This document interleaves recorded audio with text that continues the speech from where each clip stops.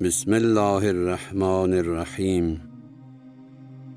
Esselamu aleyke ya Əba Abdillahil-Hüseyn. Salam əziz dinləyicilər, hər vaxtınız xeyir. Bugün Aşura günüdür, qanın qılınca qalib gəldiyi gün. Belə bir gündə İslam Peyğəmbəri Həzrəti Muhammed sallallahu aleyhi və alihin nəvəsi İmam Əli əleyhissalam və Fatimə-i Zəhra səlamullah əleyhanın oğlu, Allahın höccətlərindən olan üçüncü məsum, İmam Hüseyn əleyhissalam Kərbəla səhrasında zalım qövm tərəfindən faciəli şəkildə şəhid edilib. Bu hadisə təkcə müsibət, tarix və böyük bir inqilab məktəbinin zuhuru deyildi. Bu Rəbbimiz tərəfindən yazılıb səhnələşdirilən möhtəşəm sənət əsəridir. Bu Pərverdigarımızın şah əsəridir. Bu bəşəriyyət üçün əbədi olaraq öyrənilməli, araşdırılmalı və ibrət alınmalı tədqiqat mövzusudur. Bu əsər sirlərlə dolu eşq macərasıdır.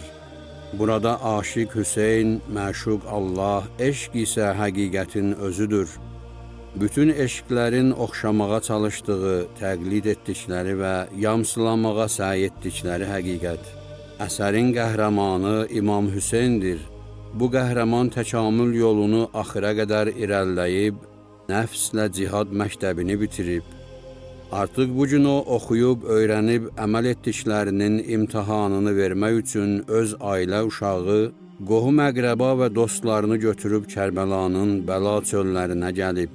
Bu günə qədər çoxları imtahandan yaxşı çıxıblar. Kimlərsə malları ilə, kimlərsə canları, kimlərsə abır heysiyyətləri ilə. Amma bu dəfə Allah Taala fərqli insandan çox ağır bir imtahan almaq istəyir. Hər şeyindən keçmək. Mütləqiyyət sahibi olan Allah özünə layiq bir qəhrəman seçib. Yerlərə, göylərə və onun sakinlərinə əbədiyyət üçün bir xalis bəndə nümunəsi təqdim etmək istəyir. Tez-tez xatırlayın və daim zikr edin bu sözləri. Hər şeyindən keçmək. Bu bir məqamdır, zirvədir. Rəbbimizin öz bəndələrindən istədiyi bir zirvə. İmam Hüseyn əleyhissalam Aşura günü övladlarını, qardaşlarını, dostlarını və öz canını gətirdi qurbancaha. Bunlardan qat-qat ağırı da zövcəsini, bacılarını, körpə qızlarını xeymələrdə müdafiəsiz qoyub gedirdi. O həzrət qarşısında dayanan vəhşi qoşunu yaxşı tanıyırdı. Xeymələrə od vurulacağını və başlarına nə müsibətlər gətiriləcəyindən xəbərdar idi. Eyni zamanda öz cəddinin gətirdiyi, atasının əkdiyi İslam ağacının suvarılmağa, Hüseyn qanı ilə suvarılmağa ehtiyacı vardı. İslamiyyətin, insaniyyətin, ədalətin qalması üçün bu əziz canlar qurban kəsilməli idi. Bir dəfə özü də həmişəlik yazılmalı idi ki, qələbə çalmaq istəyirsənsə, hər şeyindən keçməyə hazır olmalısan, hazırlaşmalısan, çalışmalısan. Yüksək amallara çatmaq yolunda itirməyə qorxduğun bir şey varsa, zirvəyə qalxa bilməyəcəksən, axsayacaqsan, dayanacaqsan. Aşura günü xeyrin şərə, haqqın batilə, ədalətin zülmə və nəhayət Allahın şeytana qələbə çaldığı gündür. Bəli, təəccüb etməyin, Allahın şeytan üzərində qələbəsi. Şimr İmam Hüseynin başını arxadan kəsmək üçün o həzrətin yaralı bədənini çevirib xəncəri götürəndə şeytan qəhqəhə çəkib güldü. Onun acı qəhqəhəsi hər yerdə eşidildi, göyləri silkələdi. Şimri onun törətdiyi cinayəti, yaratdığı faciəni göstərib Allaha qələbə çaldığını düşünür. Şimrə işarə edib deyir ki, sən məni buna görə, bu Adəmə görə öz dərgahından qovdun, məni bu Adəmə səcdə etməyə əmr edirdin, indi bax gör həmin Adəmin övladı nələr edir. Sənin sevdiyin bir vücuda daha çox əzab vermək üçün onun başını arxadan kəsir. Bu zaman bədəni başdan ayağa yaralı, qan içində üzü qoyulu, isti qumlar üzərinə sərilmiş Allah aşiqi düşmənin xeymələrə od vurmasına, körpə qızlarının alov içərisindən səhraya qaçmasına, düşmənin onları necə qovmasına baxıb deyir: İlahi rizən bi qəzaikə və təslimən li əmrikə və la mə'budə sivaq. İlahi, bütün başıma gələnlərə razıyam, sənin əmrlərinə tabe və təsliməm, səndən başqa bir məbud yoxdur.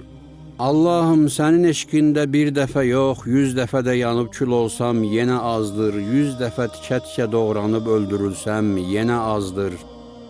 İmam Hüseyn əleyhissalamın bu sözləri ilahi ərşə qədər ucaldı, göylərdə əks-səda verdi. Allah öz məşuqunu göstərib sanki şeytan üzərində qələbəsini elan edir. Bax ey məlun, mən sənə bu bəndəmə səcdə etməyə əmr etdim. Şimr sənin bəndəndir, adəmiyyətdən çıxıb şeytan olub. Baxın əziz dinləyicilər, Aşura günü Kərbəlada Allah öz idealını, qəhrəmanını belə seçdi. Yolu göstərdi, höccət tamamlandı. Yol birdir, bayraq birdir, şuar birdir, hədəf bir. Xilas olmaq, qələbə çalmaq, ədaləti bərqərar etmək, zülmün kökünü kəsmək istəyirsənsə, bu yolu getməlisən. Hər şeyindən keçməyə hazır olmalısan. Təsbih götürüb zikir dediyimiz kimi bu sözü o qədər təkrarlamalıyıq ki, başa düşək. Başa düşdükdən sonra yenə o qədər təkrarlamalıyıq ki, o sözlərə inanaq. İnandıqdan sonra o qədər deməliyik ki, onu yaşaya bilək və imtihana hazır olaq. Bu yol təkcə şiələr yox, müsəlmanlar yox, bütün bəşəriyyəti haqqa çatdıracaq yeganə yoldur. İmam Hüseyn əleyhissalamın yolu ümumbəşəri bir yoldur. İkinci bir yol yoxdur.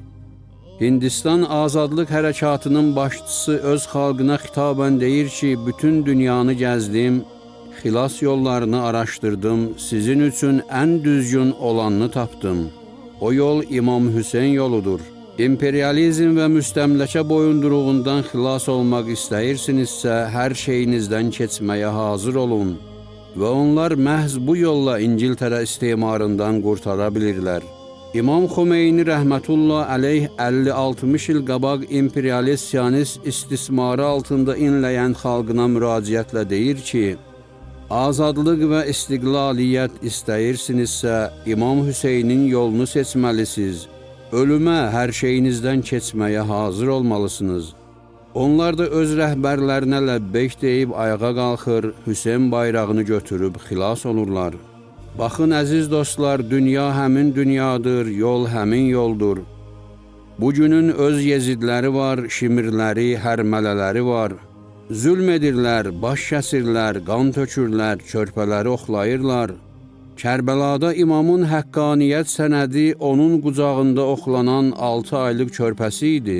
Kiminsə nə vaxtsa hansı cəbhənin haqq, hansının batil olmasına şübhəsi varsa, boğazından oxlanan südəmər körpəyə baxsın. Hansı din, hansı qanun, hansı məktəb icazə verir körpə uşağı öldürməyə? Qəzzədə az bir müddət ərzində 23 minə yaxın uşaq öldürülüb. Kim öldürüb bu məsum körpələri? ABŞ İsrail cəbhəsi.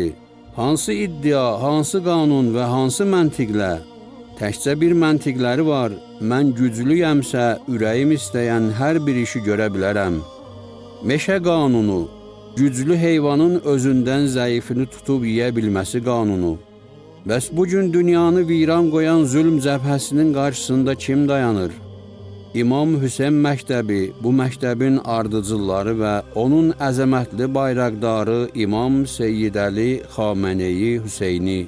Buradan bizi təhqir, tənqid edib qınayanlardan, İranın rəhbərini sevirsiniz deyənlərdən soruşuram.